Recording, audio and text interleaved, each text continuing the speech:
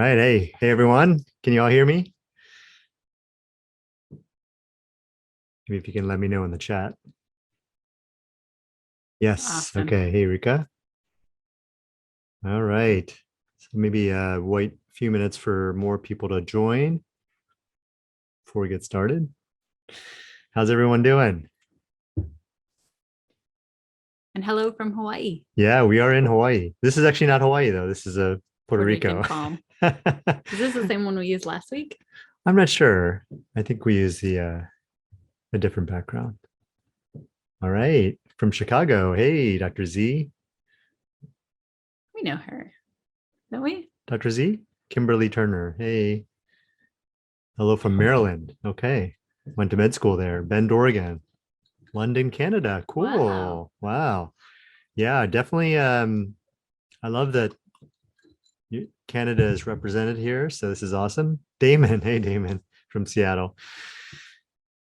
Because we've been talking to a number of Canadian CPAs about real estate, and yeah, I mean, a lot of the principles are the same, we found, and it's obviously the tax benefits are going to be different in Canada, but still, real estate is real estate. Yeah, well, we have a contingent of Canadian students almost every course too. That's right. Yeah, Jay Scott. Yeah, wouldn't mind Hawaii. I wonder if this is Jay Scott, the author. Maybe. All right. Hey, Larry from Atlanta. We've lived there. We've owned a house there. A couple houses. Lebanon, PA. I'm from Philly. All right. So, okay. So good. We got a good contingent here. So welcome, everyone. So this is our new investor series. This is the fourth of 4 that we're planning for now, but we may do some more in the near future. But for this series, this is a new investor series on short-term rentals. Yeah, or specifically focused on vacation rentals, short-term rentals. And we'll do, as I said, we'll do some other new investor series in the future. But the purpose of this one is really focused on the new investor.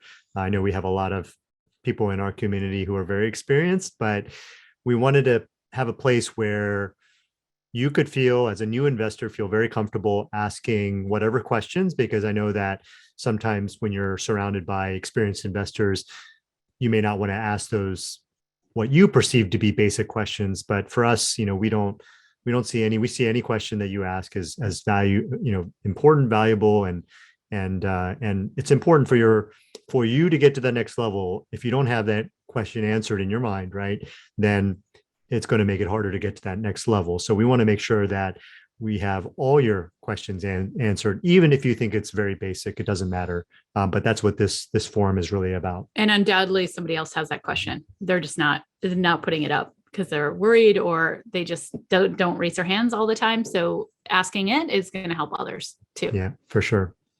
Hey, Vivian.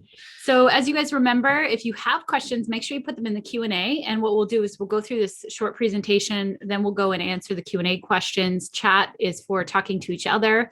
And generally, we really try to stick to the Q&A ones. And then if we don't get through all the Q&A, what Kenji often does is he'll go into Semi-Retired Physicians Facebook group. If whoever's with us today can put the link to that, that's where he goes and he answers the questions. So make sure that you put your name in the question instead of being anonymous, because he can't tag you in the Facebook group. Yep. All right. What is the best way to get started? Good question, Gilbert. And be sure to put that question in the Q&A. Mm-hmm. Awesome. All right. Well, let me go to the presentation. As we said, we're going to do a brief presentation followed by questions. We'll go through your questions. And oftentimes what happens is when we go through the presentation, it kind of spurs a lot of questions. And that's when, people start asking questions. So if that happens to you, just remember to drop your question into the Q&A. All right. So the question we're going to address today and follows nicely from what Gilbert was just asking, which is how you get started. So when you get started, which should you choose? Should you start with a short-term rental or a long-term rental? And this is probably one of the more common questions that we get, mm-hmm. right? And so we thought we'd tackle this question and then at the end, give you our perspective. Okay, so what are we going to cover today? We're going to cover the pros and cons of short-term rentals, also known as vacation rentals or Airbnb or VRBO, or I shouldn't say VRBO, I guess it's Verbo. What are the pros and cons of long-term rentals? And then we'll answer the question, what would Leti and Kenji do if they were just getting started in real estate investing? All right. So let's talk first about long-term rental pros and cons. So the first thing I think, and we like to approach investment decisions from a risk perspective first, the downsides. And so I think when we think about long-term rentals, we think of them as lower risk. And there are a number of different reasons they're lower risk. I think the first thing is that, it's just a tried and true way of people making money in real estate. I think another reason is that. Wait, we should go into more Okay. detail of that. Okay, fine. We talked a little bit about short-term rental bans and the new regulations coming through with short-term rentals in a lot of communities. And that is one of the reasons that, he's talking about risk from the long-term rental standpoint, but there are other ways. We're going to get to the short-term rentals. Okay. Okay. But I also want to mention, I think there are 4 reasons it's lower risk. Okay. So number 2 is definitely just everyone needs a home, right? Not everyone needs a vacation rental. They don't need to take vacations. And so the concept of having a long-term rental is everyone needs a place to live at some point. And so those long-term rentals can be lower risk that way. Okay. Number 2. You want to go through? That was number 2. Okay. I didn't have the 4. Oh, I have 4. Okay, let's go. Go ahead. The other one is also insurance reasons. Like if you look at insurance can be less expensive for long-term rentals versus short-term rentals because you're not having all that turnover, right? So you usually get tenants for a year. And they stay that long. So that's why they're lower risk.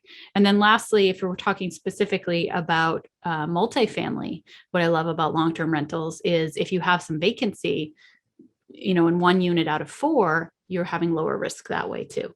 Yeah, I guess one of the things I did want to point out though is that I think when we say lower risk though, relative to short-term rentals is definitely important, no question. But I think you could even apply it to other asset classes too, right? So think about office and what happened to office and what's happening to office right now after COVID, right? So more and more companies are getting rid of their offices and realizing that their workers can work remotely. And so that's becoming more and more the norm. So how do you feel about your prospects of investing in office, right? Think about retail too, right? So with things like Amazon and online shopping and COVID, right? How many people are going to want to go to the mall or shop for anything, right? If you've gone shopping around Thanksgiving or Christmas, it's a bit of a nightmare. Those are really good points. And I'm going to add one more to them. Okay. If you're an entrepreneur and you're thinking about starting your own business, that has a lot of risks because you're starting something from scratch and you're building up a startup. But long-term rentals are businesses. Each property is a business. And I would say that's also lower risk because you have the customers, as we talked about, but you also have all the systems and processes. You have property managers out there who can manage a lot of the day-to-day work for you. You have positions like agents where they go and they find you these properties. So there's so many systems and processes just because long-term rentals have been around for thousands of years that you're able to kind of have everything you need already in place and you just plug and play versus starting a startup, which is another version of higher risk, I think, compared to apartment buildings. Yep.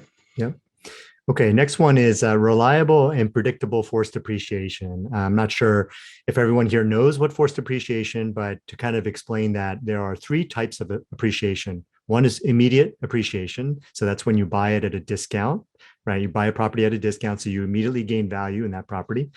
The other way is market appreciation. That's when, price of your home goes up and down depending on what's happening in the market. You have no control over that.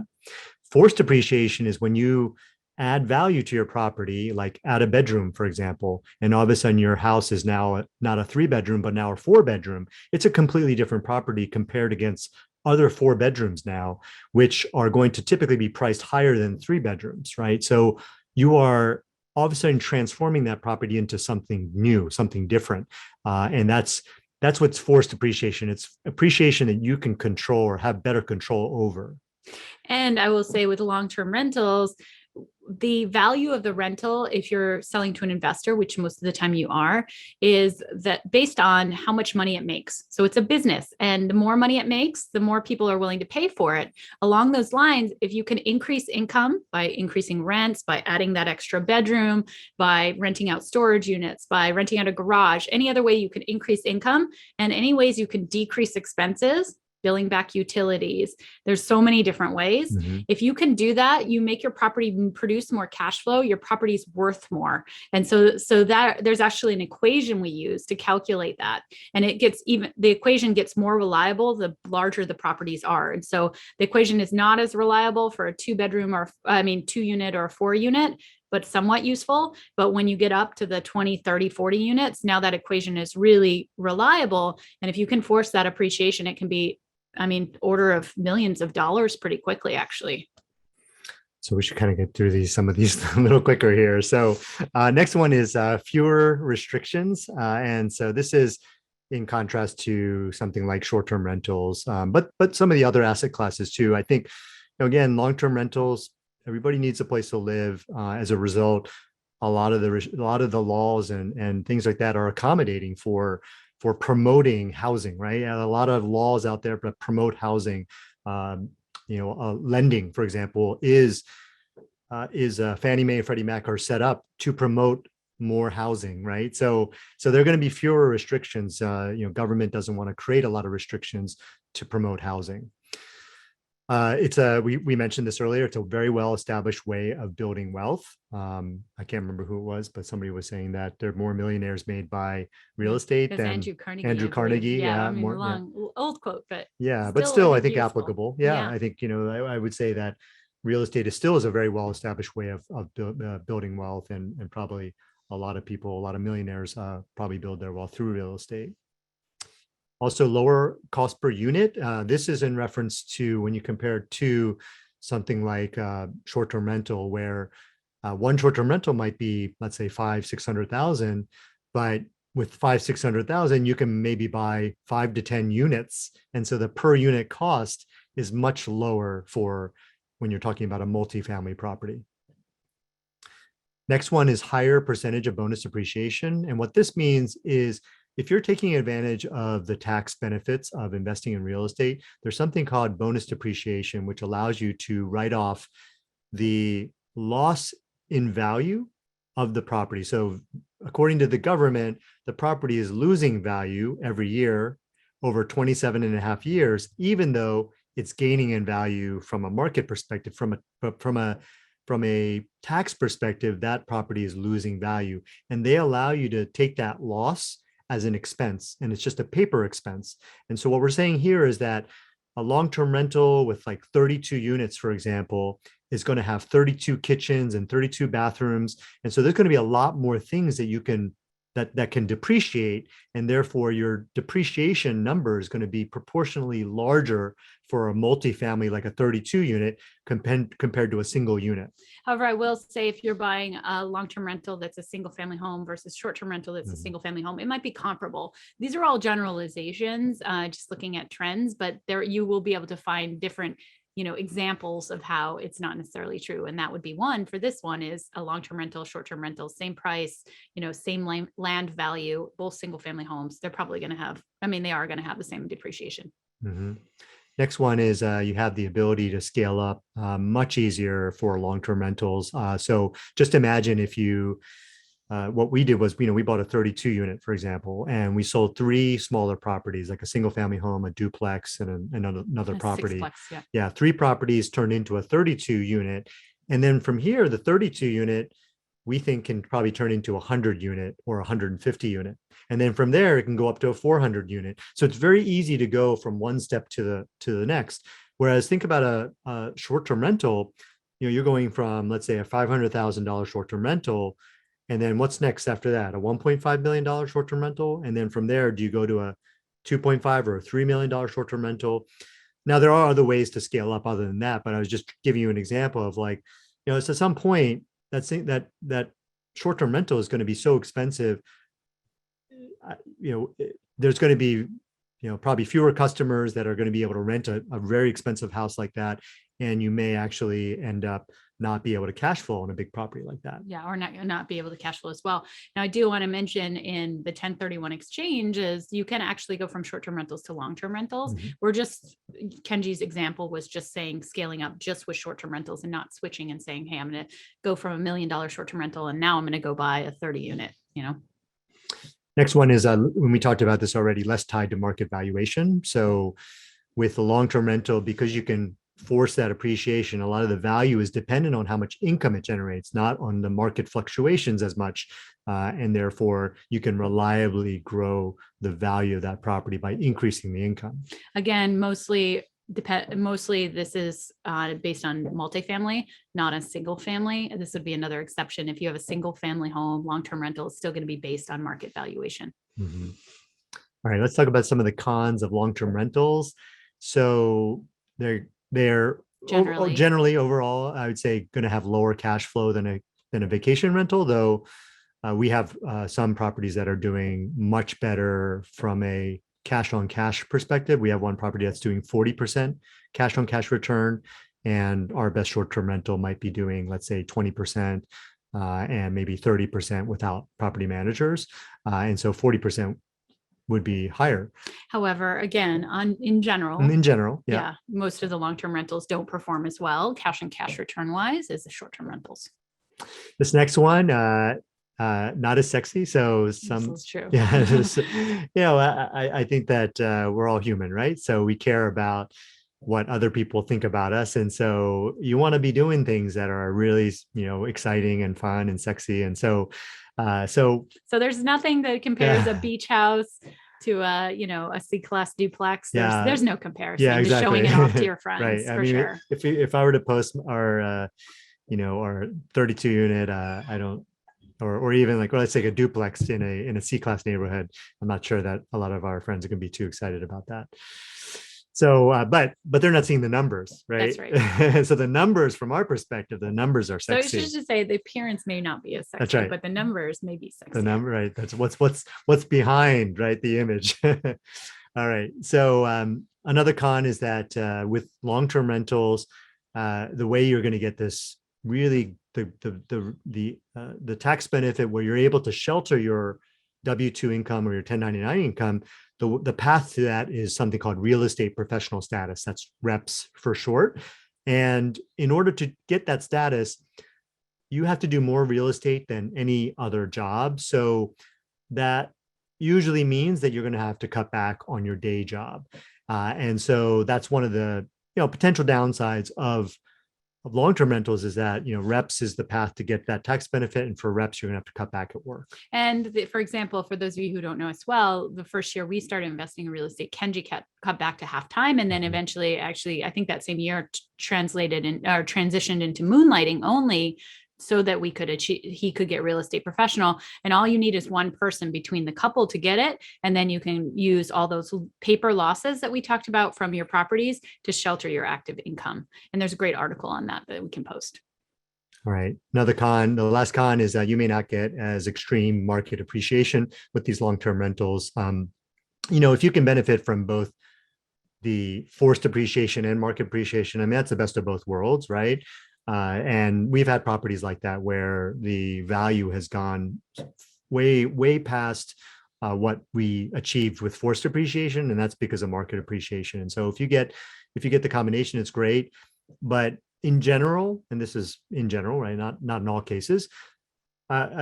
With some single family homes and really hot vacation rental markets, they can just appreciate like ridiculously. And what we're saying with these long-term rentals, they're typically in these B or C class neighborhoods, and you're just not going to have the same amount of appreciation as you would in a vacation rental town or something like that. But I would say those last few years have been really an outlier. I'm just think of one of our students who I think bought a fourplex and it's already 3x'd. And that wasn't because he did a whole lot of forced appreciation. I mean, he bought it with under market rents and he increased the market rents, but that in itself, that was a lot market appreciation. So this market is a little bit strange in that there's a lot more market appreciation than you would expect, even with multifamily. All right, let's go to short-term rental pros and cons. And some of this we can go through quicker because we already explained some of this, but some of the pros of short-term rentals is that you're going to get higher cash flow in general. But that's assuming that you buy it right. And that's a really big assumption, because I would say that, I'm just going to throw out a number. I would say that a good portion, 50, 60%, maybe more, are buying properties that are not cash flowing. And there's for a number of reasons for that. Either they're not buying it right, or it's just by choice. They'd rather use it for personal and just make a little bit of money to cover the mortgage, right? So people are doing this, some people intentionally, but I also think that there's a large proportion of people who are doing this unintentionally, where they intended on making money on their short-term rental, but they're not. So again, you have to know what you're doing. I'm going to interject here. We see if something's taking money from you every month or not making money, that's a liability. It's taking money out of your pocket. It's an asset if it's making you money every month. And what we love about cash flow is that if you're getting money from it every single month, that's what sets you free to be able to work in your day job or not work in your day job. And so that's why the cash flow is so, so important. The next one we've touched on when we were talking about reps. And so this one is tax savings while continuing to work full time. And it's because short-term rentals are considered a different category than long-term rentals. Those there's a way for you to, with short-term rentals, shelter your income. That doesn't involve reps, doesn't involve you having to cut back. You can be working full time and still shelter your income. And that's what's amazing about it. You just have to do something called material participation, which we can talk more about, but you have to just achieve that threshold. Once you do that, then you can use the losses to shelter your income. Another pro is that it's a really fun outlet for those of you who love design. I think it's, again, just using a different part of your brain. I know there are probably a lot of doctors here listening today, and if you're a doctor, again, you're going to be using a different part of your brain. And I think that's exciting for most. And really, I just see people really loving that part of it.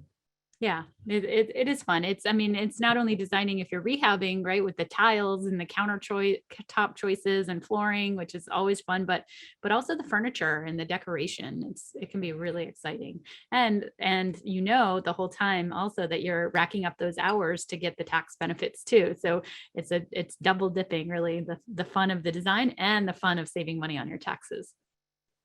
The next one is you might have a passion for. And what I'm talking about here is that short-term rentals are all about hospitality, right? It's about taking care of somebody, making sure they have an amazing experience, right? Think the Four Seasons, right? You go in and they take care of you. They give you they anticipate, they give you a drink, right when you arrive. They when you go into the room, there's something special there, right? So same thing. Like, some people really love hospitality. They just love really taking care of their guests. And so some people love short-term rentals for that reason. And so that's another reason why I think a lot of people love short-term rentals. Some people don't like it, so it can be a con for some, but if you do have a passion for it, it's great. Another pro is that it's really fun to visit if you pick a great location, somewhere where you just love visiting. And if you can combine working on your property for, I think the minimum threshold is about 4 hours. If you can do the 4 hours every day, then you can enjoy it while you're visiting there. The next one is some people may be much more comfortable starting with a short-term rental than a multifamily property. Mm-hmm. I think it's just, buying a short-term rental for a lot of people in general, it can be just like buying a house. Now, I would argue that there are ways to buy short-term rentals where you can be much more aggressive and get that immediate appreciation that I was talking about, where you get a discount. Those houses typically will require a lot more work and renovation, but you don't have to buy one of those houses. You can go out and buy something that is more turnkey, that is already in a vacation rental spot, already has some furniture, and already is all set up. And you can go in there and fix it up and replace the furniture and make it a lot nicer to make more money. But for a lot of people, it's just a more natural way of getting into real estate investing. Yeah. All right. And then the last one is that we were talking about this earlier, potential for extreme market appreciation. And we have seen this. This has been, like, we're talking in a year, 30, 40, 50% increase in value. It's been a crazy market for sure. Okay, cons. Cons of short-term rentals, more work, right? So especially if you want to get that tax benefit, you have to put in those material participation hours. Of course, we can talk more about that if you have questions, put it in the Q&A. But also it's more work because you're not having a tenant stay for a whole year, right? If you have a tenant stay for a whole year, you do your one-time lease up and then it's just maintaining. With short-term rental, sometimes you're having people multiple times a week. And so there's a lot of turnover. There's a lot more activity. And like Kenji said, if you're self-managing, there's a lot more work associated. Even if you have a property manager, you got to assume that you're probably going to hear from them more than you would for a long-term rental in general. And yes, you do. You do get a lot more calls. All right. Another con is that it's greater risk because many are single family homes that can depreciate in a downturn. And so I invested back in 2007. I also invested back in 2001. So I know that properties can depreciate significantly, and the homes that depreciate greater are the single family homes. Those are the ones that lose their value. Multifamily tends to do better during a recession and recover much more quickly. Yeah, and I also want to mention their greater risk. Again, we talked about the insurance and the turnover, and so and also a lot of short-term rents will have a pool or a hot tub, and that adds additional risk as well. And then because there's a higher cost per unit on average, you're also having a lot more of your money in one location, right? Whereas we have, all of our money across 150 units, we have a lot less dollars of our wealth tied up in each individual unit. You can imagine if all you have in your portfolio is one or two short-term rentals that are high priced in one location, boy, you're taking on a ton of risk, not only in geographic location, but because so much of your money is just tied up in two properties, there's only two chess pieces, where if you had a lot of properties, you'd have a lot of chess pieces. So there is more risk that way too. Yeah, greater risk also in terms of just the risk for parties or illegal uses, right? So there's some people out there that will rent your place for a night for some illegal use, and so that's something that you can mitigate for sure, but it's a risk that you're gonna have to deal with. And lastly, I want to mention the risk. If you're only catering to vacation renters and not many different types of tenants, if it's just vacation renters, if there's a downturn and people have to cut their vacation spending, you're going to be hurt. Or if there's another COVID, lockdown, people can't travel, that's a risk you're taking on with short-term rentals too. And all of this is assuming that, you're buying a single family home, short-term rental, kind of more in a vacation area. There are ways to mitigate a lot of these risks by buying multifamily properties that have a backup plan of working as long-term rentals, but can also be short-term rentals too. And then you've lowered a lot of these risks. Could you imagine going into another COVID lockdown? I mean, it's wow, probably will happen, but it's going to be interesting the next time it happens. All right. So we talked about this. Depreciation as a percentage is usually less because, again, you're comparing a single family home with one kitchen, one bathroom to something that's 10 units, which is 10 bathrooms and 10 kitchens, right? So a lot more things that you can depreciate in a multifamily property. And this last one is maybe less opportunity for forced depreciation, or the magnitude of forced depreciation maybe less. So this again, we were just talking about this is that with multifamily, there's so many different ways to increase income. And with a single family home, there aren't as many. And with a short-term rental, not a lot of lenders right now are basing their lending on the short-term rental income, right? They're actually only going to base their lending on what is the income if you have a long-term tenant, because a long-term tenant has a long-term lease and it's much more reliable income. So what they're going to do is you get the appraisal and it'll be a comparative, a comp to all the other single family homes in the area and what they've sold at. And so they're not necessarily going to say, hey, we're going to loan on the amount of income that your property's bringing in, but rather we're going to loan based on the appraisal value based on the comps. So you guys want to know what we would do? All right. So what would Leti and Kenji do if they were just getting started in real estate investing? And since this is a new investor group, so presumably, zero rentals, and we're just getting started, and we don't know how to get started or which one to start with. All right. What would we do? We would invest in both, right? Well, there are a lot of ways to answer this, but let me just kind of finish up these bullet points. But so the first thing is that, we love the potential for the high cash flow from the short-term rentals. And then also, just thinking back to when we first got started, maybe I didn't have to cut back, right? I didn't have to cut back. I could have kept going, kept that same income and still achieve the same result, which was sheltering our income, right? So we could have with potentially more cash flow right off the bat. Right. So more cash flow right off the bat, and then immediate tax benefits.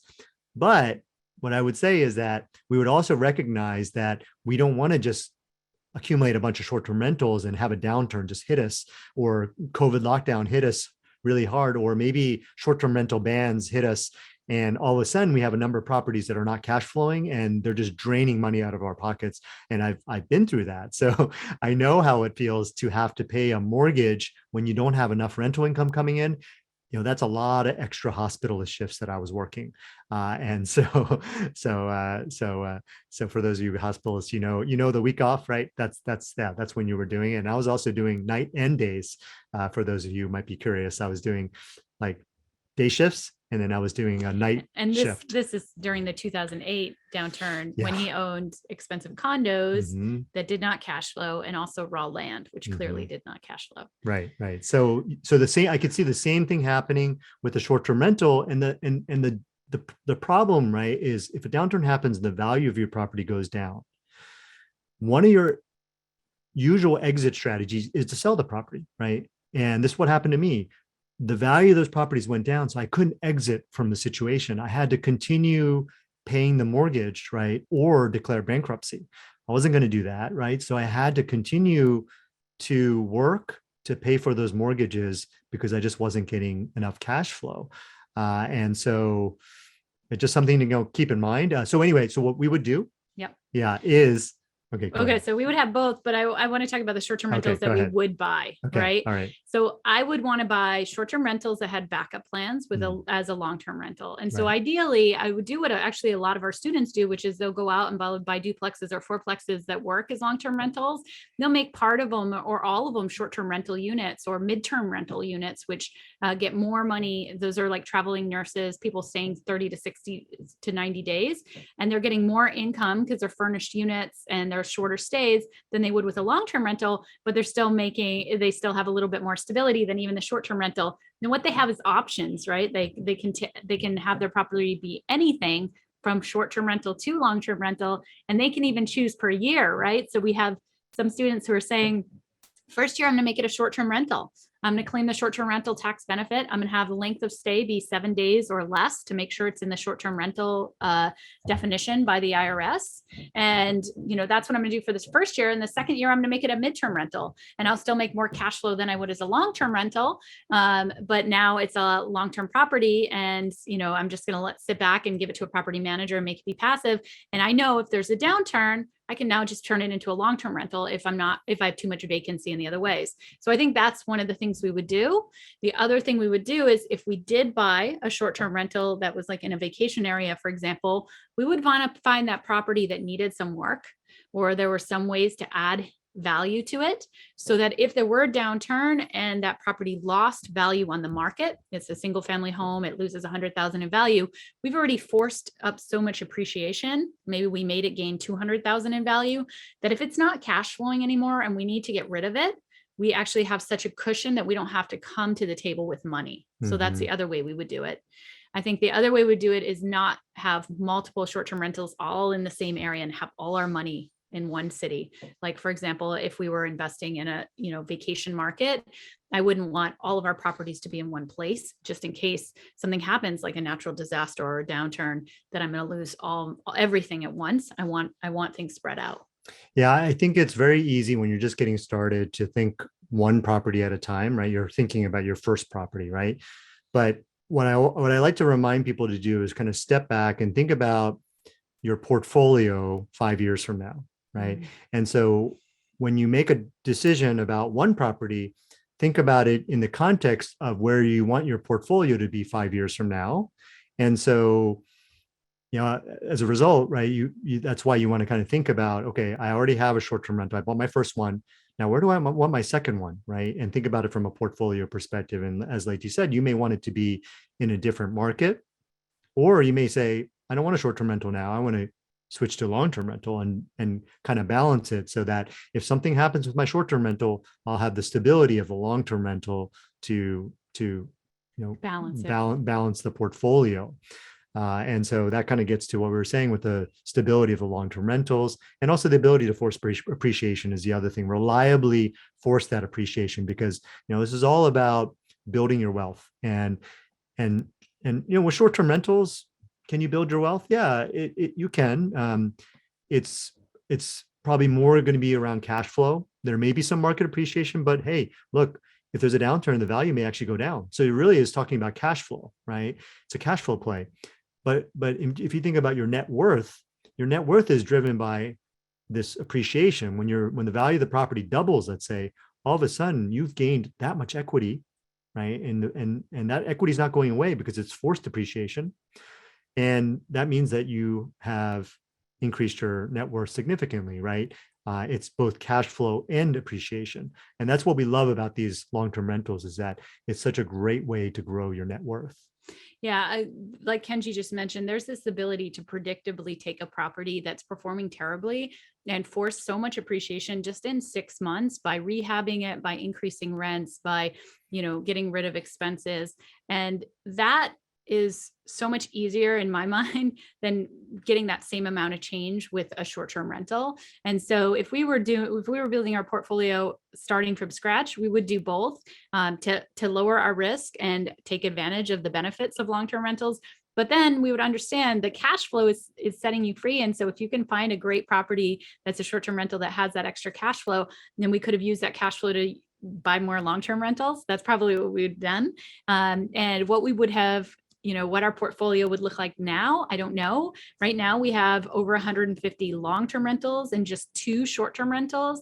And I think we are willing to take on a couple more short-term rentals, but honestly, our bread and butter, which we love, is that long-term rental because of the risk and enforced depreciation. And we also have the tax savings with Kenji having real estate professional. And so I know that our portfolio will always be weighted towards long-term rentals because of those benefits, even though we will have some short-term rentals in our portfolio. Yeah, I did want to mention that, I have owned short-term rentals since, I believe, 2001. Yeah, no, 2008 actually. Okay. And so this was 2000, because I know this because 2008 was the year Airbnb started. And so back then, yeah, I think we were using VRBO and maybe even like Craigslist to list these properties. It was like back in the like the Stone Ages, like for Airbnbs and where they are now.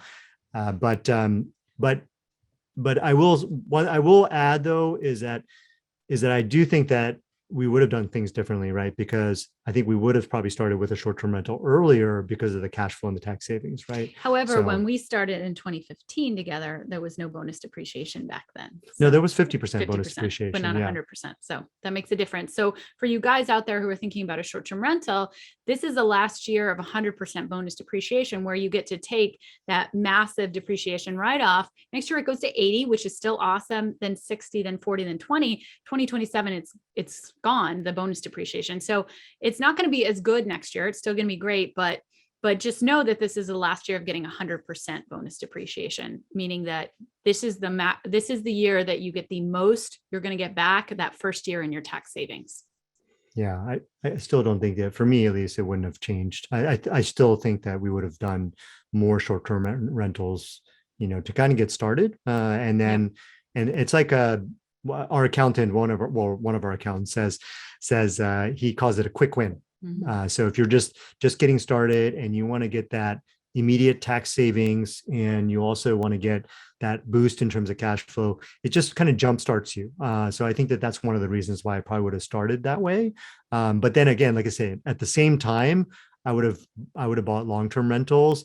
And I think the one other reason is that with long-term rentals, it is a very different game than short-term rentals. It's a very, very different in terms of the way you buy it. And also the forced depreciation is very different.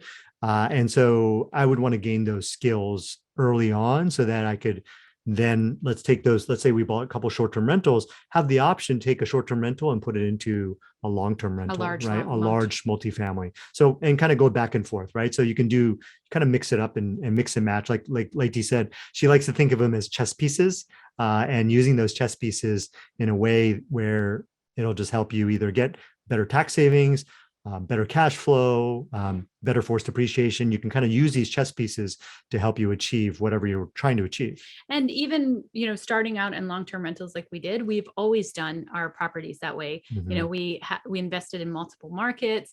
We invested in single family homes, small multifamily. Now we have larger multifamily. We thought about natural disasters and where we wanted to be. And so we were always mitigating risk across our portfolio. Oh, one other thing Section 8, we did Section supported 8, living. supported living, Yeah. things that are government programs where the government's paying your income, and that adds even more stability and lowers your risk in your long-term rental portfolio too. So there's many ways to lower risk across short-term rental and long-term rental portfolios. You just actively have to be thinking about it and not just thinking about what could go right and ignoring what could go wrong and not mitigating what could go wrong. Okay. Yeah. All right. This picture is Hawaii. That's Kailua Beach for those of you wondering. Okay, so let's go. We got a lot of questions and a lot of comments. Awesome. So let's see here. Vivian from Providence. Hello. Okay. Gilbert, what's the best way to get started? So I think we talked about what we would do personally in terms of our portfolio, but we didn't talk about how the best way is to learn about these stuff. So when we started out by reading books and by trying to find members of our team who knew more about it than us. I would say if we went back, we would find mentors. We would find people who did exactly what we wanted to do, and then we would find ways to learn from them. If you have a mentor and it's unpaid, you've really got to add value to them. And so you have to bring a lot of value to be able to ask them to spend the time to mentor you. And you're also welcome to do things like, learn from us, where we have our course. We have Accelerating Wealth, which is our short-term rental course, which opens next Monday. And then there's also the free blog and podcast and things like that, free resources. But I will say that in my experience, at least in my life, when I've paid for things, I show up differently. And so I would encourage you to really think about not just doing the free piece, but also paying and being part of the community and taking the course and putting skin in the game, because you show up differently when you have skin in the game. It certainly doesn't have to be our course. I mean, ultimately, what you got to do is you got to find the right teacher, right? And who you feel the most comfortable with, who you're drawn to. I think that's really important. Okay. Vernon, what's the pros and cons of a condo versus a single family home in the Orlando area? And he's specifically asking about short-term rental, right? So using a condo or a single family home for a short-term rental in Orlando. Personally, I would say because of the restrictions that you have with condos, I would much more prefer. Is that a word?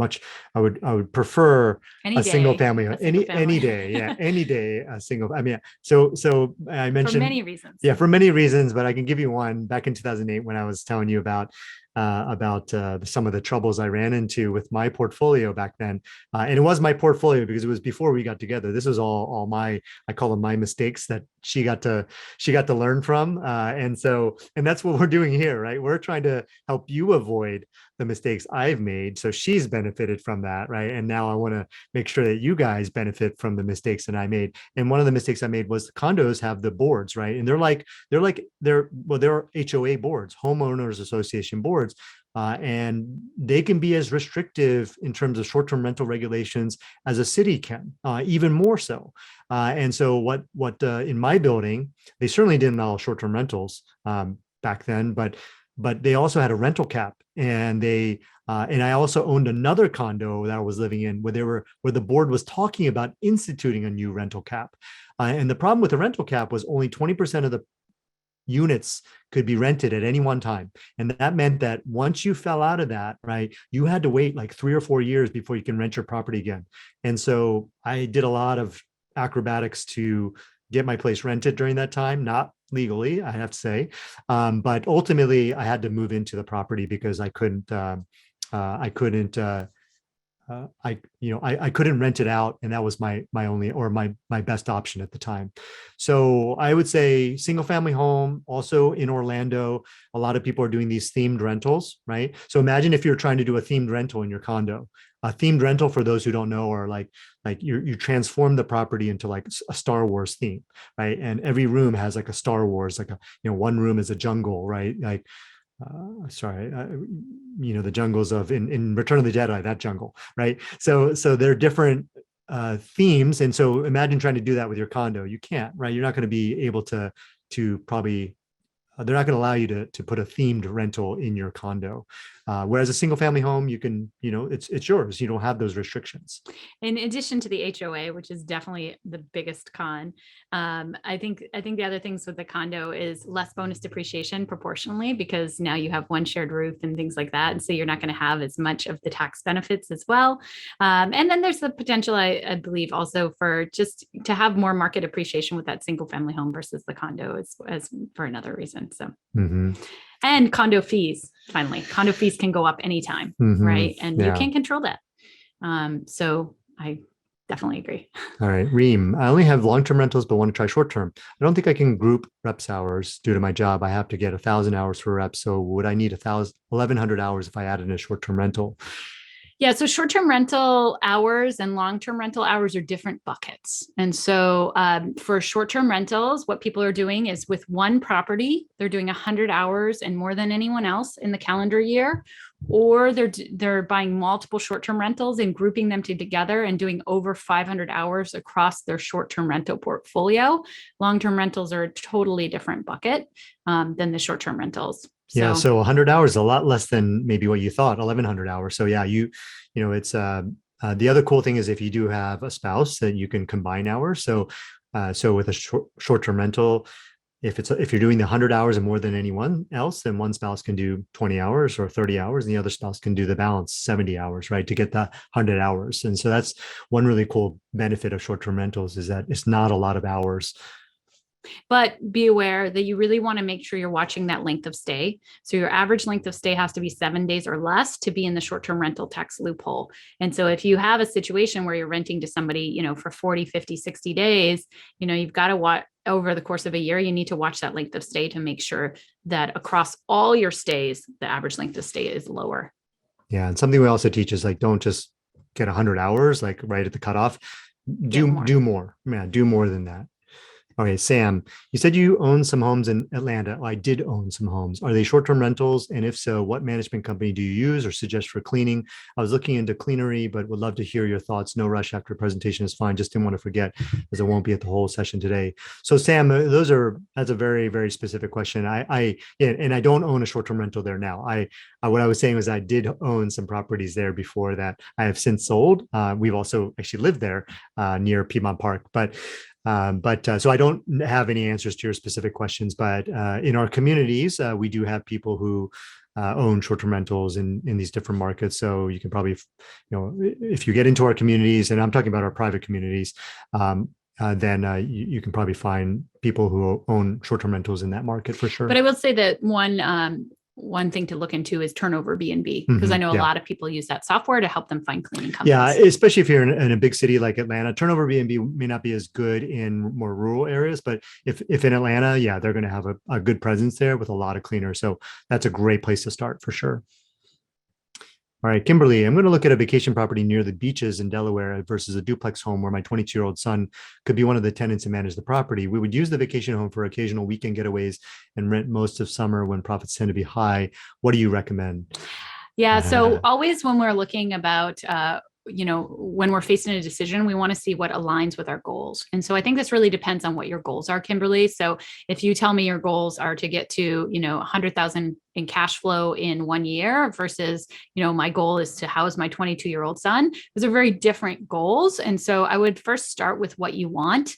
Are you trying to build a portfolio of rentals to create a certain amount of income to support you, or do you want to make the choice to support your son in this situation more? And then I think the decision becomes much easier. And so when Kenji and I first started out, our goal was to replace both our clinical incomes in 7 years.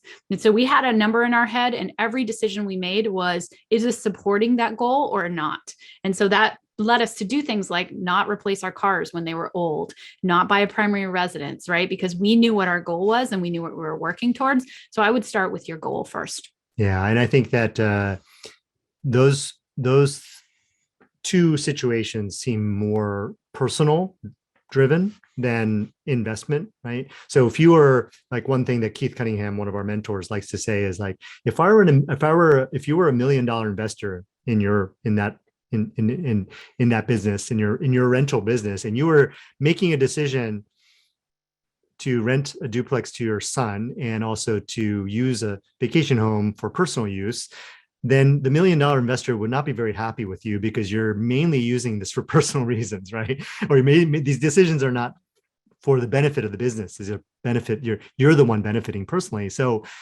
which is okay. Which is fine. If that's how you want to, if this is not about being an investment, if this is about, personal stuff, then I would make those decisions, but just know that they're personal. They're not investment decisions. Yeah. So what I would probably do is kind of separate out those personal decisions and then build a investment rental portfolio separately that you're running purely as a business.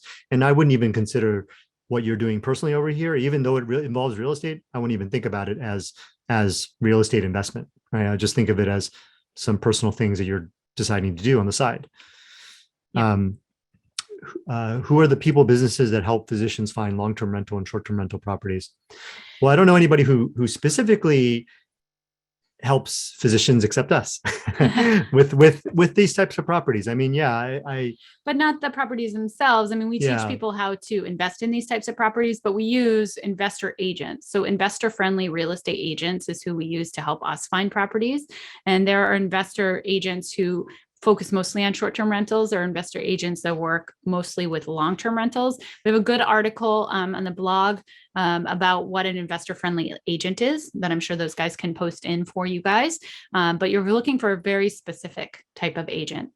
But the question is Kimberly's question is helping physicians, right? So these aren't people who are specifically helping physicians, they're helping anybody. So if you're looking for kind of like somebody to help physicians and be surrounded by people, like a group of physicians who are also investing in real estate, who have a ton of experience, then I think probably one of our communities would be a good place for that, if that's what you're looking for specifically. All right, Larry, and thanks for your comment over here, Larry, from Atlanta, Georgia, hospitalist. So at one point we were looking for jobs over there, right? So we know a couple people, but Larry, actually we know a lot of people. We know a CEO. Larry, for short-term rentals, if we qualify for making the losses non-passive, I understand W-2 income can be sheltered. What about IRA 401k distributions near 60 years old, not at the age where I have a penalty? Yeah, so those, so we've done this. We've liquidated a 401k, and so you can maybe our team can post that article. But so we had the penalty, the 10% penalty, and in terms of the distributions, that's treated as income. So we were able to shelter that, right? And so our strategy, which we wrote about in the article, was that we accepted the 10% penalty because we figured that our cash flow would make it up in a year. And then in terms of the taxes, we figured we will shelter that with properties that we bought, just like you were talking about here, where you can buy a short-term rental and then use those losses to shelter that money that comes out of your 401k. Yeah, and liquidating 401k is not for everybody. It's just at that point we really had the confidence, we knew what we were doing, and we knew we were never going to need our 401ks because we were on a trajectory with our properties that we knew we could build wealth. And I think that's one of the things is once you get these skills, you know that you have these skills for a lifetime. You always know how to make money once you learn how to do this. It's just wash and repeat, rinse and repeat. And so for us, it made sense, but it doesn't always make sense to everybody. All right. Nelly. Especially if you're in California, just know that you can't shelter California state taxes. Yeah. So California does not recognize real estate professional status. I don't think do they? I don't know about the short-term. I'm not sure about the short. We'll have to ask about that. Yeah, we'll have to ask about that. But they don't recognize bonus depreciation, right? For California taxes. Right, so exactly. It wouldn't matter. Yeah, but we're just talking about California taxes, right? Federal taxes, you can still use reps if you live in California. So we get that question very commonly. Nelly, this maybe I should know this question. So don't worry, Nelly. I mean, that's what this is for. but since I'm new, but could you tell me briefly what you describe as this class ABC neighborhood? Oh yeah, we have a great article on that. Yeah. So maybe those guys could put that up there. Yeah, but a class A, just real briefly, right? Well, we're talking Well, about neighborhoods. properties. Oh, she's about neighborhoods. Yeah, Okay. and I don't know if we mentioned neighborhoods in that, because there's talking about class ABC neighborhoods is a little bit fraught because of redlining and this kind of history of the U.S. government kind of saying that some neighborhoods weren't good. And so we tend to really think about ABC class properties more than the neighborhoods. Mhm. We think of buying in areas of path of progress that are continuously improving. That's what we're looking for in the neighborhood, is that a neighborhood that's kind of improving. But ABC class properties are really based on the age of the property, the amenities of the property. And so that's what that article covers, is the property piece. Okay, the next one is, sorry, we had a rainstorm here in Hawaii, so we got to open the window so it's not so hot in here. What are your thoughts about turnkey short-term rental operators cash flow taxes? So we don't buy turnkey at all. I can't think of anything we've personally bought turnkey, but there are people in our community who buy turnkey. And what you're doing then is you're paying retail prices, but you're ideally getting that cash flow without a whole lot of energy and effort. There can be a little bit of risk if you don't have the right turnkey company operator who, and if you don't do your own due diligence and really double check their assumptions, you can perform a lot more poorly than they are saying you're going to when you buy it. The reason we don't buy turnkey is because we like to force appreciation. Forcing appreciation for us is a way to build your wealth dramatically, but also a risk mitigation strategy, because like we described earlier, if the market goes down, but you forced a ton of appreciation, you can sell the property and ideally not come to the table with needing to pay any more money because you've already forced so much appreciation. So we even force appreciation with our short-term rentals as well, because again, we want to have that buffer. Even a couple of weeks ago, I was talking to a Arizona agent about a short-term rental in Scottsdale that she brought me, and it was like $750,000. And I looked at it. I looked at the price history on Redfin, and I saw that it was $585,000 like 2 months before. That's what I want. I want it when it's $585,000. I want to force the appreciation, make it worth $750,000, and then sit back and feel confident that I have that extra equity buffer, that if I ever get into trouble, I can go sell that property and not end up bringing money to the table and being at a loss. We have an article on turnkey properties, so we'll post that, and you can check out check out our thoughts on that. I think the other thing that, other than the fact that you're probably not going to get the max value out of a property, I think the other key is, the other thing that you're going to lose out on is learning, right? Yes. And so a big part of what we do is we want to teach you how to fish, right? Because if you can fish on your own, then you can feed your family, right? And people always, people ask us, like, if you lost everything, what would you do? We get right back up and we would rebuild it, and probably a lot quicker than we did before, because we know so much more. We know so much more. We have so many great relationships with people. It would be, I'm not even afraid of it. It's like, it would be easy, honestly, just because we're so confident, right? And that's the difference, is that if you buy from a turnkey property, you're essentially robbing yourself of the opportunity to learn how to do everything, right, that the turnkey operator is doing for you. And so that's why it tends to turn out not great for a lot of people, is because they buy something and they don't know what they're doing, right? Yeah, I mean, mastery takes effort, but mastery gives you a skill that nobody can ever take away from you. And so this is also, I mean, I know somebody asked us earlier about syndications. We have now led 2 syndications, right? But it's not our passion. Our passion is not leading syndications, even though they're super lucrative for anyone who wants to lead a syndication. We love to teach people to fish for themselves, because that's the powerful thing that changes generations. If we train somebody to learn how to invest in real estate, they train their kids, and this not only changes this generation's cash flow and lifestyle, and it changes future generations too. And so that's really what fills us up. Yeah. And the syndications, there's the active side. That's what she was talking about. Being on the leading syndications is like the person who puts it all together. And then there's the passive investor who just puts their money in. Passive investor is going to make 2 times their money, right? Roughly.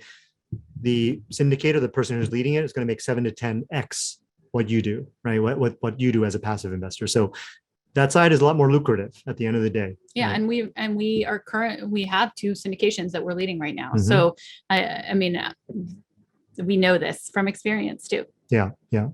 You want to be on this side, I think.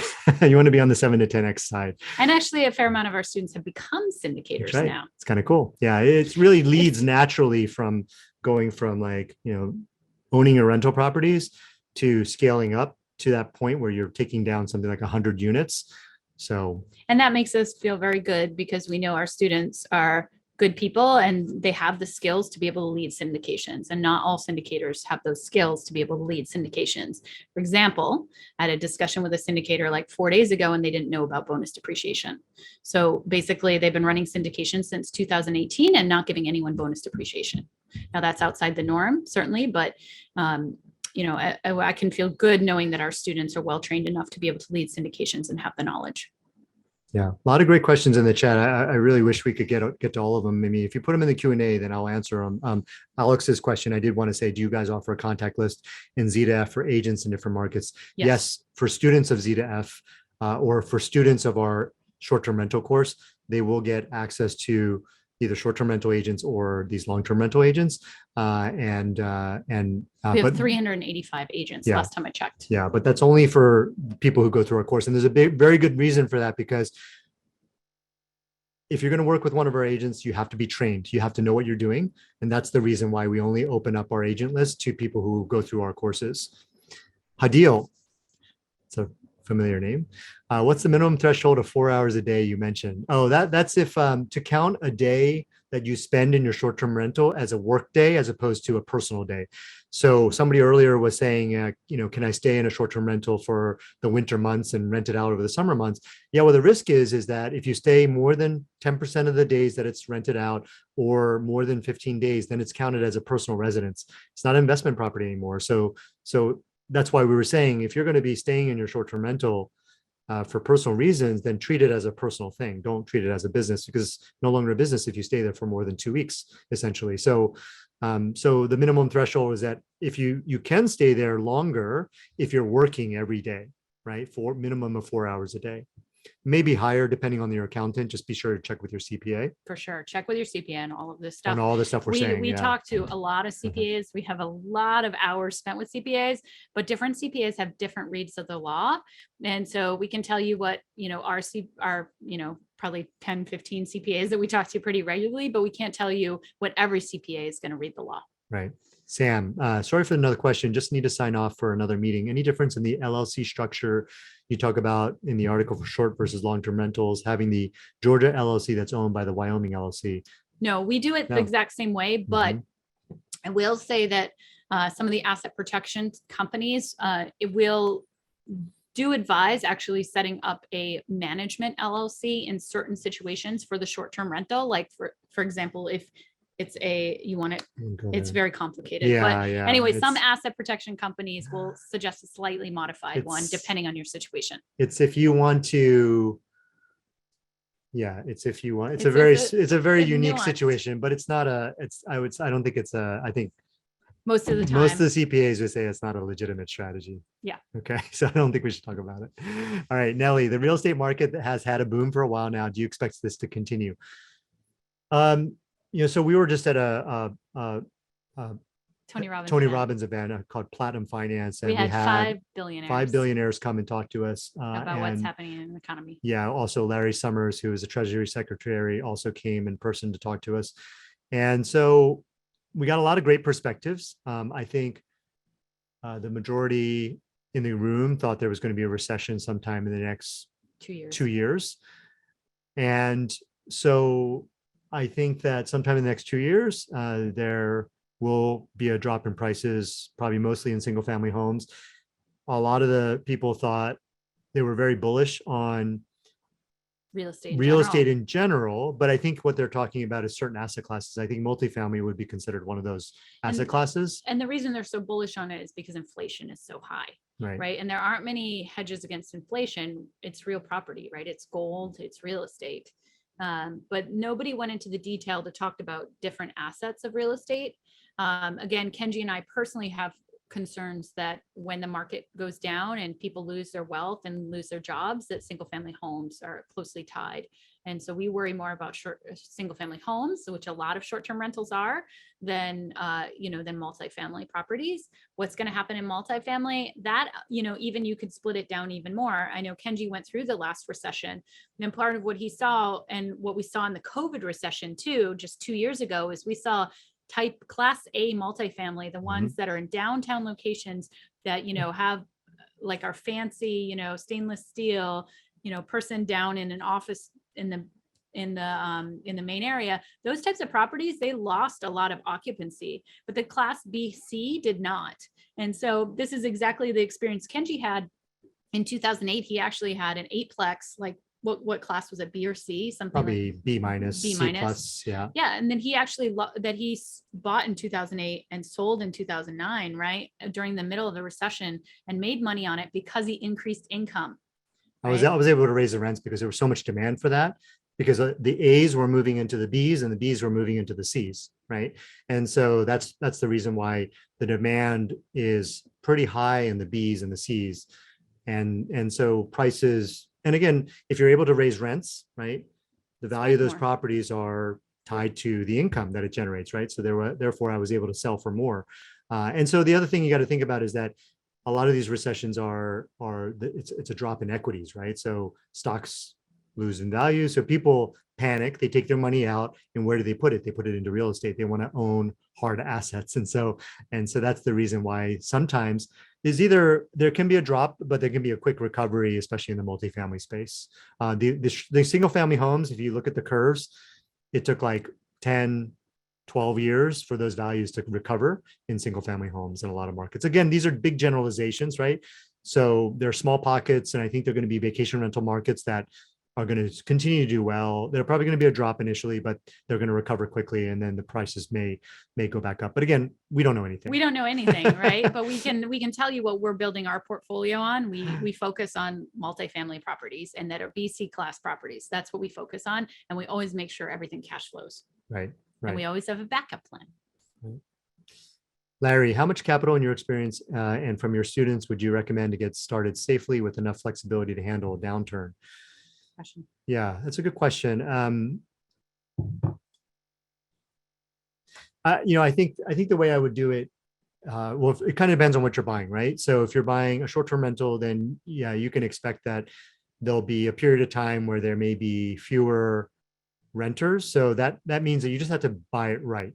Buy something that cash flows really well so that it can take a significant drop in occupancy and still do okay, right? And have some reserves. Yeah, exactly. Have reserves for sure. So I think that's what it'll come down to. What are your reserves made up of? Reserves have to cover your expenses, right? So your mortgage payment, your utilities, even though you don't have tenants in there, you're still paying utilities. So you got to kind of cover those basic expenses, insurance and all that stuff, right?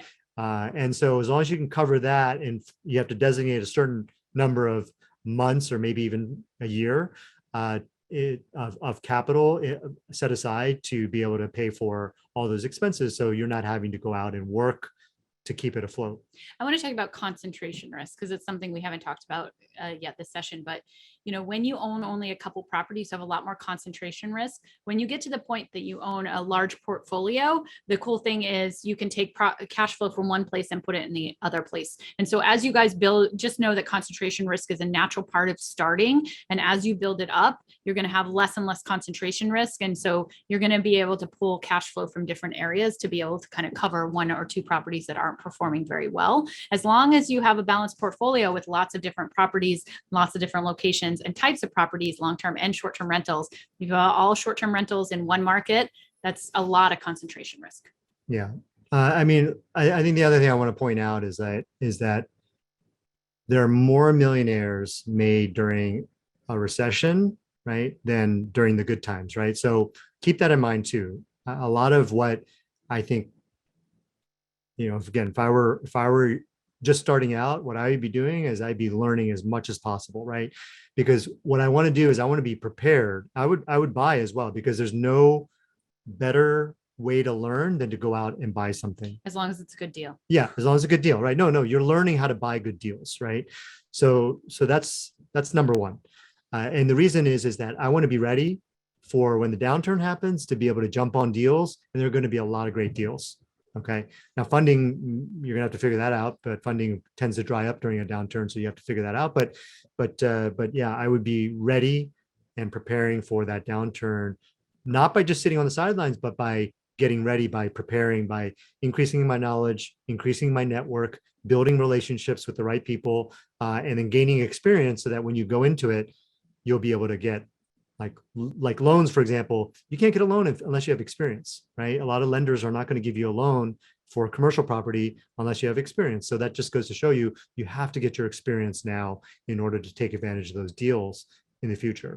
Yeah, and we're already preparing our own portfolio for the downturn to come next year. Mhm. And we're going to be ready to jump right in, because when you buy when there's blood in the streets, if you can make yourself swallow your fear and go forward and buy when there's blood in the streets, you're going to do really well in the long run. Yeah. Nellie, do you have investments or consider anytime soon countries outside of the US? Yes. Yes, definitely. Yeah. We're looking at buying a short-term rental in Italy. However, I would say that's a very emotional buy. So I don't know how much cash flow it's going to have, but there are a lot of people in our community who are interested in places like Costa Rica. There's Portugal. Yeah, somebody just got their golden visa in Portugal. And then there's a lot of people come into our community with properties already in places like Brazil and stuff like that, because there are a lot of immigrant families who are physicians, right? Yeah. And I don't know the exact tax implications. I saw a bunch of questions about taxes. So if you live in the US, my understanding is that you can take advantage of depreciation. There's no bonus depreciation, is my understanding, but the depreciation schedule is longer. It's over 40 years. 40 years. Yeah, right? we asked a CPA this recently for our Italian, like when we buy a house in Italy and make it a short-term rental, like how long is depreciation, or can we get depreciation? And they said it's 40 years. Mhm. Tatiani, I remember you from last week, I believe. If you purchase your first duplex with a conventional loan, how can you put the long-term rental into an LLC? And do you have to pay the title transfer tax? Would this be the same for a single family long-term rental home with a profile loan? I'm not sure what a profile loan, but yeah, but either way, if you're buying something in your own name, you can transfer it into an LLC, whether it's a duplex or a single family home. And whether or not you have to pay a title transfer tax depends on the state. Some states like Pennsylvania and Florida will have a transfer tax, but most other states will waive it if you're putting it into your own LLC. All right, Gilbert, what area in the country would you look into? Any possibility to still invest in California? So Gilbert, check out our, I believe it was our second new investor series where we talked about how to choose a market for a vacation rental. I'm assuming you're talking about vacation rental. And then any possibilities to still invest in California? Yeah, absolutely. There are a number of people who are investing in Joshua Tree and Palm Springs and many, many other areas. So people are still investing in California. ADUs. Yeah, for sure. There's definitely ways to invest. I'd say more probably in short-term rentals to cash flow than there are on the long-term rental side. But people are still doing. But people are still doing long-term rentals. Yeah. Too. All right, Mary Beth, we own our primary home in Central Oregon, want to get into real estate investing. We're thinking of buying a home in Washington as our new primary home for no state income taxable short-term rental, both homes. We just completed UPW. Nice, where we learned about you both and now learning about reps. Wonder if we should rethink that plan. Thoughts? Well, we lived in Washington as our primary state for quite some time, and we Mhm. love the rules around what it takes to make it in your home state. They don't have any residency requirements that we ever found in terms of how many days you had to be there. It was just for us maintaining a license and voting abilities. Having an address. You have to have an address for your license, Mhm. right? And so, we've personally done it now several times where we stayed in Washington State and we just traveled for a year, but Washington State was our primary residence. And yeah, I can see making a primary home into a short-term rental and being able to access those write-offs. I just would make sure you're planning it out with your CPA so you really understand it, because if you purchased it before 2017, maybe you can't get 100% bonus depreciation. So just being thoughtful about understanding the pros and cons and working through all the numbers with your CPA before you take any moves. That's exactly what I would do. Yeah, Mary Beth, if you've done any other Tony Robbins, if you've done Business Mastery, you'll have encountered Keith Cunningham, who talks about thinking through those downsides, right? So in your situation, like you was saying, like you want to make sure that you are able to get those benefits by converting your primary home into into a short-term rental before doing it. And so I would really evaluate it with a specifically a real estate CPA. It's got to be a real estate CPA, because if you're just talking about your regular CPA, like it's likely they're not going to know about it. It's like having a special, I don't know if you're a physician, but it's like having a specialist, right? You want to go to a specialist, not the general internist, right? If it's a If specialty it's a problem. specialty issue, exactly. Yeah, You that's know, right. we're generalists. Yeah, we're generalists. So yeah, but so we're not trying to dog ourselves. But anyway, I think that sounds good. I think with the second one you're talking about, but you're going to short-term rental both homes. So she's going to buy, I guess the question would be like, how are you calling it a primary home in Washington and then short-term rentaling at the same time? You may have to wait a year to do that, which is fine. I mean, so buy it, buy it with a regular residential loan, owner occupied, you get the lowest rates, and then you could turn it into a short-term rental the next year. That definitely, yeah, you can do. Well, I guess you'll get, well, yeah, you could do the 100% bonus depreciation because but you need to place it in service. Yeah. So if you place it in service next year, you'll get 80% bonus depreciation, which is still okay. It's not a big deal. But again, I would definitely talk this through with your CPA because it makes logical sense to us. We've done something very similar, but you would want to check with your CPA to make sure that they were on board with everything that you're talking about.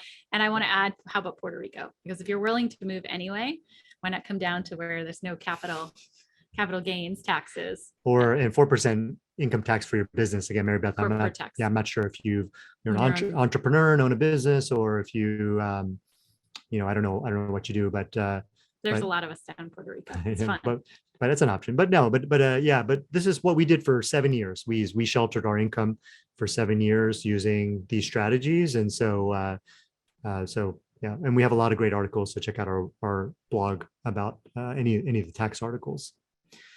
Can you get started with little or no money down? Kimberly, yes. Absolutely. Yeah. There are a lot of ways to do this. There's an article on 11 ways to fund your real estate portfolio. And Kimberly, all of us real estate investors run out of money. So it just, I mean, if you wonder why we had been in a point where we liquidated one of our 401ks, money, right? So all of us run out of money at some point. And so you have to, even if you don't have to be, scrappy right now, if you have a lot of money in the bank, you're going to be in a situation 2-3 years from now where you're going to run out of money and you need to get scrappy there. So you might as well learn how to do it now. Yeah, scrappy is another word for resourceful. And so since we've been talking about Tony Robbins, one of the things that he says, and he's got a great TED Talk. If you go check out his TED Talk on this, just type in Google TED Talk, Tony Robbins. He specifically talks about this, which he says that it's never for a lack of resources that you can't get something done. It's because of a lack of resourcefulness. And in this situation, I would totally agree. To say that I don't have any money, that's just saying you don't have the resources, right? But actually, if you were more resourceful, and I'm not saying you, I'm just saying in general, if people were more resourceful, they would be able to figure out a way to buy something with little or no money down. And it may seem hard to believe, but once you start to see people doing it over and over again, then you go, wait, it is possible. And then sometimes all you need to see it's possible first. And then you go, okay, if it's possible for them, I can do it too. Yeah. And for those of you who have the Fast Fire to Freedom Summit in 2021, go check out the video with Jennifer and Rafal. And what they did was they actually created a relationship with a local commercial lender, and they got to the situation where they were getting 10% down for their commercial loans.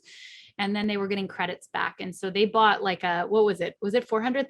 No, it was like $350,000 sixplex that they bought for $9,000. $9,000 down. And it cash flowed 153% or something crazy like that. Just because they had so little money into it, they only had $9,000 in the property. So pretty. So that's one example. That's one example, one of many.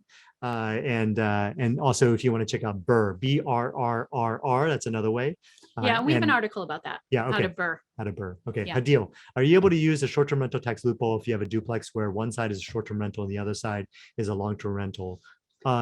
So this is one of those that you want to talk to your CPA. I would say that a lot of CPAs would kind of divide them into half and treat half as a short-term rental and half as a long-term rental, and then you could take the tax benefit on the half that's a short-term rental. Yeah, but we do know of at least one CPA who doesn't believe in that. It just averages the whole length of stay across the whole building, but a majority of CPAs will let you split things. Yeah.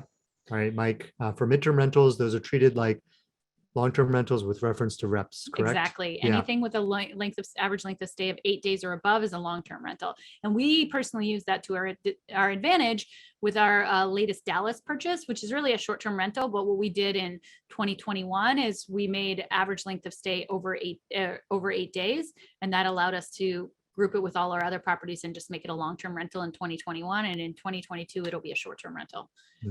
Yeah, and there are a lot. We're maybe throwing around a lot of terms, so I apologize. Like things like grouping, you might not understand what that means, but these will become very clear as you kind of read more articles about this. Yeah, maybe put the article on real estate professional. Yeah, in there, primer please. on real estate professional. I do talk about grouping in there. Yeah. Gilbert, I should ask, would you invest in California if you were starting now, or what area of the country would you recommend to start? No, I don't think so, because the landlord unfriendliness of it is a really big deal for me. The restrictions, short-term rental bans. Although and a lot of- I mean, I guess I would personally maybe consider Palm Springs, but Kenji did not I didn't want want that. anything to do with California. So yeah. personal preference. Yep. Personal preference. Microsoft. I love that. Thank you for, is this Bill Gates? Thank you for your nice presentation, your help. I'm sure you have been asked these questions many times. First, does remote short-term rental work? And are there any reasons to avoid doing it? So let's answer that first. Yeah, absolutely. A lot of people in our community invest long distance, and they can still get their hours. Yeah, and so can you put in a Lisa Krim's investor spotlight as an example of somebody investing in? I think she's up to 6 short-term rentals remotely, All and self-managing all of them. Yeah. Technology is amazing. Second, at this time, when properties are very expensive and the rates are going up rapidly, is there still enough runway for the first-time investors to start this journey, whether long-term rental or short-term rental? Yes, absolutely. And that's the whole kind of, this is what we do with Zero to Freedom, is teach you how to buy things the right way. And the short-term rental course too, we touch on kind of how to make sure you have to analyze these deals, right? To make sure that they still make sense. And so, yeah, absolutely. There's still opportunity out there. And we know that there is, because we know people are still getting amazing deals. So, yeah. All right, Isaac, I'm sure this was answered, but I've been a bit distracted with kiddos running around. Yeah, we are too usually. Could you explain what is meant by ability to force massive appreciation? Yeah, so what that means is we have an article on forcing appreciation. Yeah, forcing appreciation. So I'll give you an example. So our 32 unit we bought, and it was a mess. The rents were 700 to 725, and we've increased those rents now after renovating them to 1,095. Yeah, 1095, and we're also billing back utilities. The previous owner was not billing back utilities. So not only do we get higher rental income, we're also reducing our utility expense. The combination has significantly increased our revenue and our income. And now the 32 unit, which we bought for $3 million, is worth over $5.5 million. So we appreciated that property $2.5 million. We probably put in about 400 of our own money. We've also gotten a loan of about 150 or so. So we total 550,000 into the property.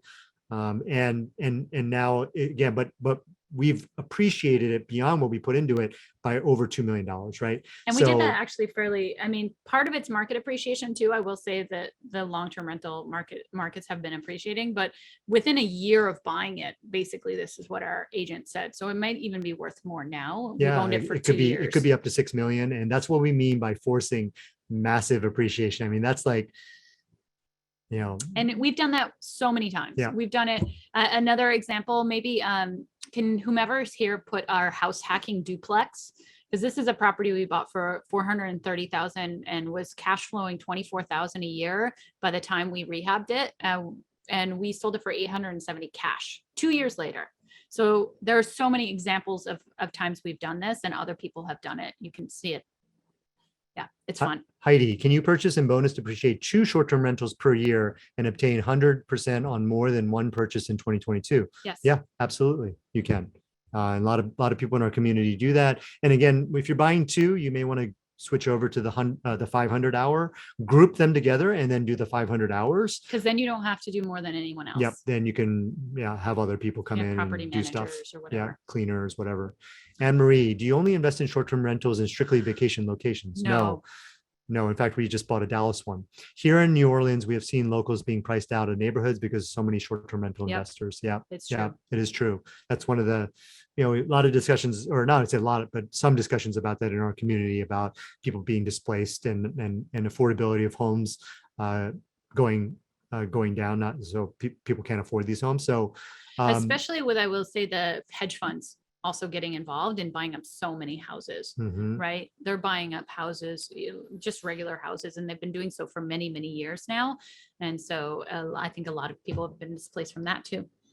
Yeah, for sure. So yeah, so the other thing I want to keep in mind, Emery, is that one of the reasons why we don't like just I'm not saying we're not going to invest in a vacation only location, but one of the downsides of investing in a vacation only location is that you're catering to one type of guest, which is a vacation renter, and you're missing out on all these other types of guests that you could be renting to. And when there's a downturn, or if there's something like COVID, your one type of guest is going to go away, right? And you don't have any other backups for guests.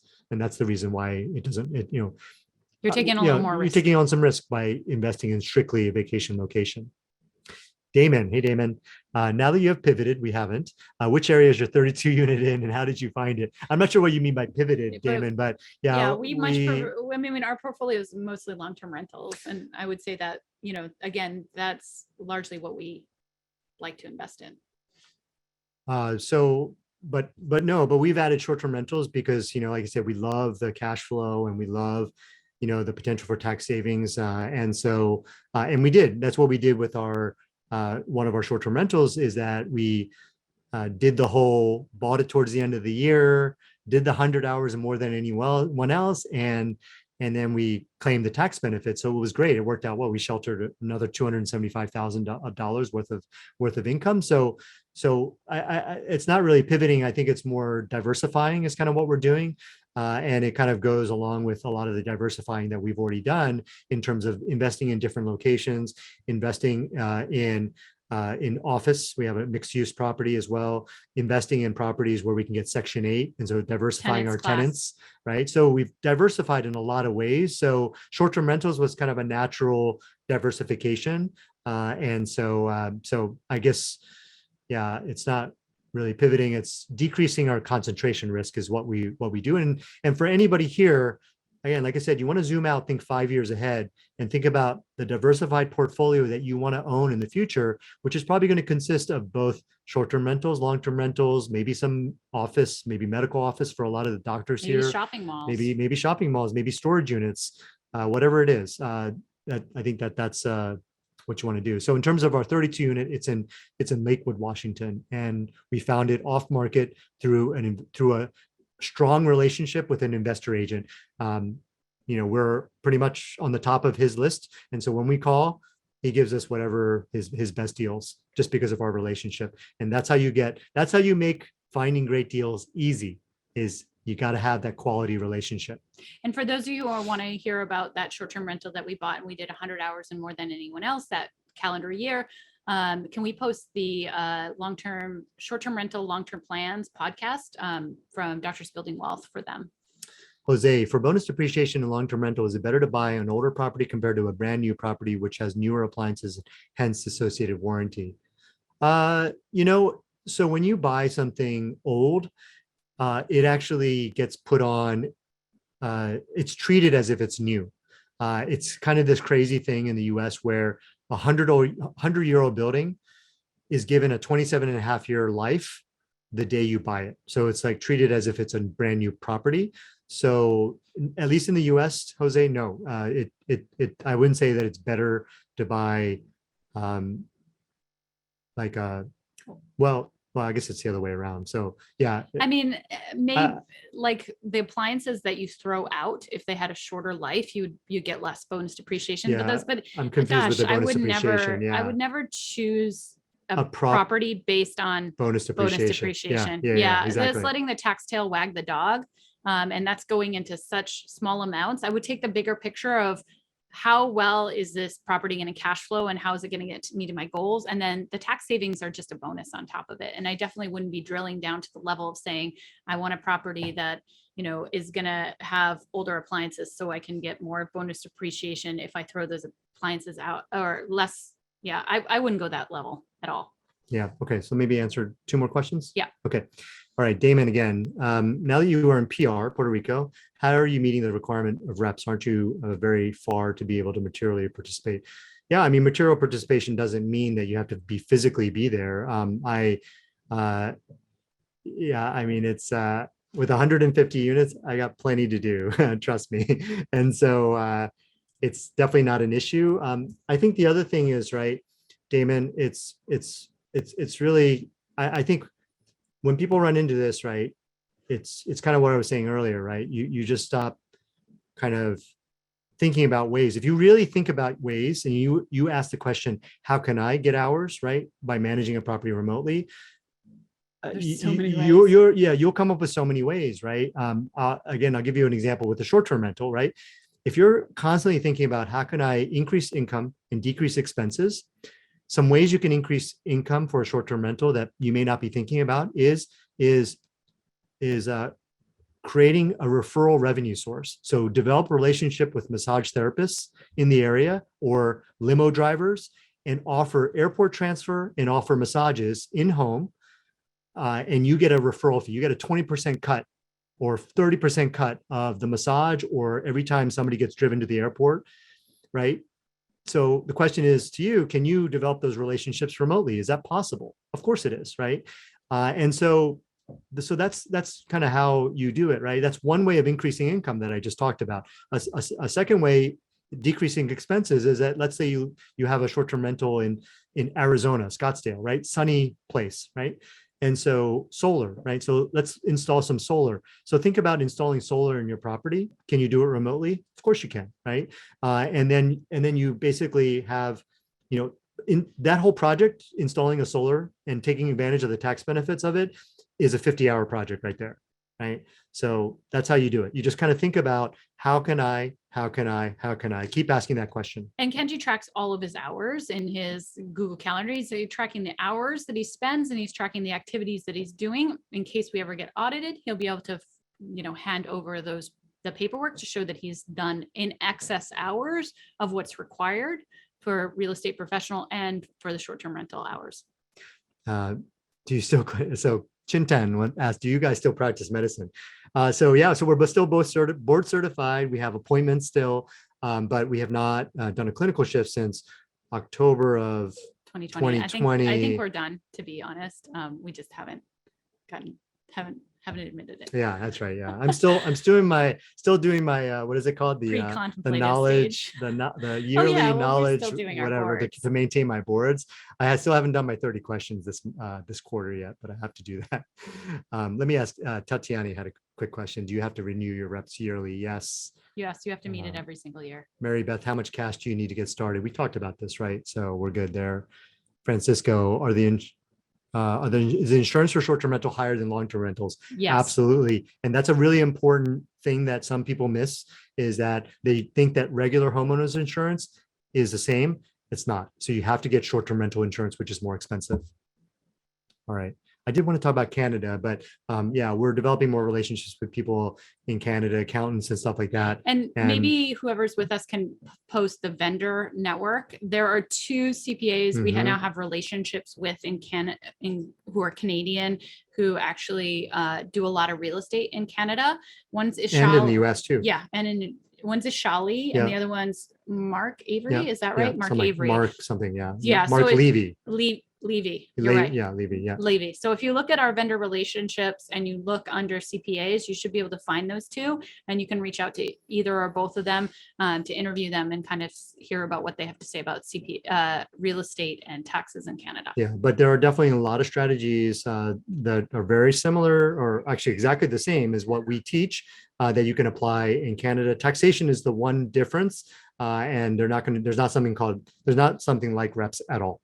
So it's different from that perspective, but the other aspects are very similar. Yeah. Or the same. Okay. Good. All right, good. So what I will do is I'm going to copy these questions. There's 14 left. I'm going to tag everybody who left their name, and then I will answer the question below the video. And in semi-retired physicians. So maybe one more link to semi-retired physicians so people know where it is. And then a link to the information about our accelerating wealth. Yes. Yep. And then also for those of you who are interested in going through a course on short-term rentals, we have Accelerating Wealth, and it's starting to be open for registration on Monday. Yep. And then, yeah, if you guys are on our email list, you'll get notifications about that. And then you can also attend a number of different sessions where we're going to be doing some teaching, additional teaching, and you can get some additional value out of it. Whether or not you buy, we're going to be providing some additional value there as well. So, okay. Thanks everyone for attending and sticking with us. And we will see you in our groups. Okay. See you later. Have a good night.